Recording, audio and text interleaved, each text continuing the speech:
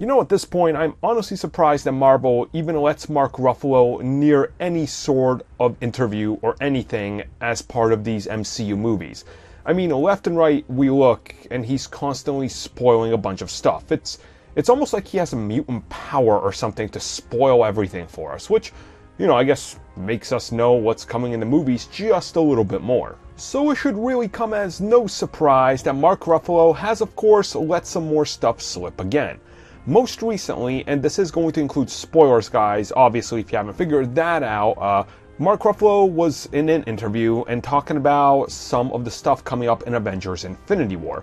He specifically mentions that Cate Blanchett and Tilda Swinton will both have a role in the upcoming film.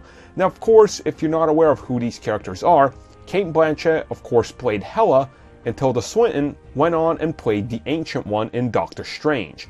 Now, of course, both of these characters are actually, well, they're not alive anymore, to put it kindly. So what exactly is going on here? You know, there's been a lot of speculation that we could be seeing flashbacks and things like that, which I honestly think could work in some sort of way.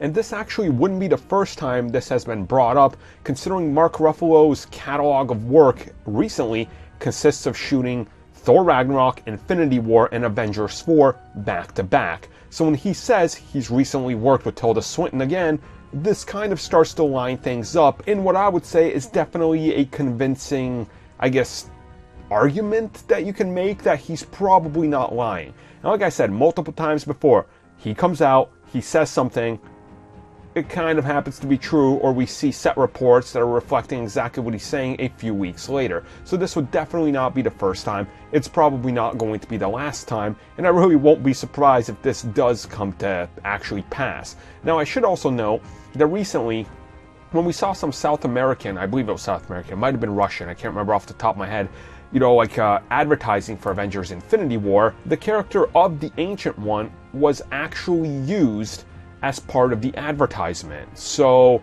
another interesting thing to consider, whether you're trying to figure out if this could be a bunch of fake misdirection or it's just Mark Ruffalo spoiling everything like he typically does.